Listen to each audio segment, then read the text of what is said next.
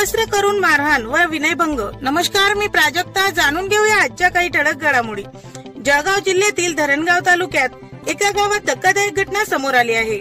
महिलेच्या मुलाने गावातीलच एका मुलीला पळवून नेले आहे। त्यामुळे संतप्त मुलीच्या नातेवाईकांनी मुलाच्या आईला भर रस्त्यावर असलेल्या एका गावात 50 वर्षीय महिलेला मारहाण करत विवस्त्र करून विनयभंग केल्याची घटना बुधवारी 19 जून रोजी सायंकाळी 7 वाजता घडली आहे। या प्रकरणी रात्री 11:30 वाजता धरणगाव पोलीस ठाण्यात 14 जणांविरुद्ध गुन्हा दाखल करण्यात आला आहे। याबाबत अधिक माहिती अशी की धरणगाव तालुक्यातील एका गावात 50 वर्षीय महिला आपल्या परिवारासह वास्तव्याला आहे। बुधवारी 19 जून रोजी सायंकाळी 7 वाजता गावातील गाव विहिरीतून पाणी भरून घरी जात असताना गावात राहणाऱ्या काही महिला व ग्रामस्थांनी तिला रस्ता अडवला।